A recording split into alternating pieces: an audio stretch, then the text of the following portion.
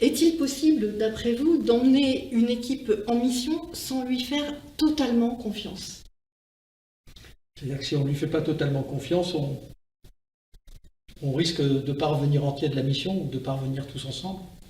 Moi, effectivement, j'ai fait une carrière de militaire et de pilote de combat. Donc c'était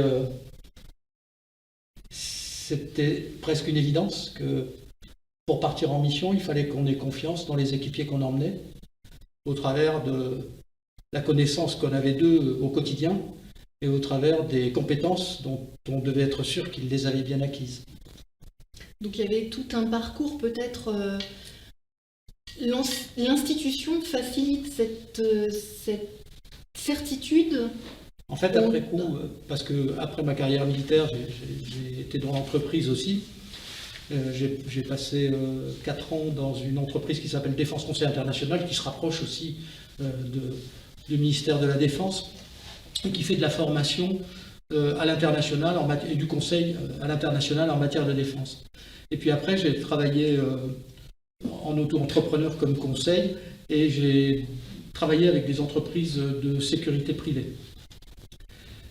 Et je me suis rendu compte que l'armée mâchait le travail, en fait. L'institution s'était construite au fil des années, voire des siècles, pour faire en sorte qu'on puisse compter les uns sur les autres lorsqu'on était en mission ou qu'on avait une mission, pas forcément opérationnelle, mais une mission à remplir.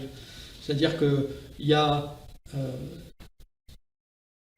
à mon sens, avec du recul, 3 choses qui sont essentielles, un peu comme dans la vie d'un enfant qu'on amène vers l'état d'adulte.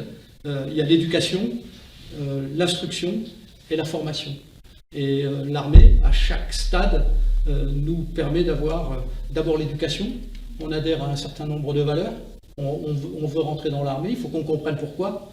On ne sait pas toujours pourquoi au départ très bien.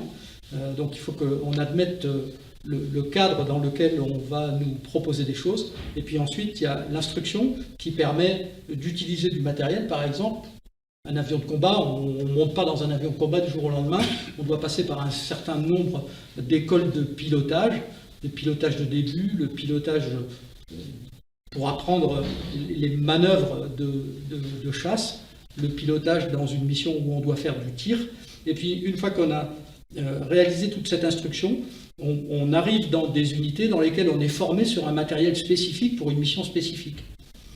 Et là également, on continue la formation pour qu'on passe de l'état de pilote débutant à pilote capable de faire la mission principale de l'escadron, puis à instructeur, puis à chef de patrouille, puis à chef de dispositif. Donc tout ça, ça prend longtemps, c'est pas toujours possible dans l'entreprise, mais à mon avis, ces trois items sont très très importants dans la construction de la confiance.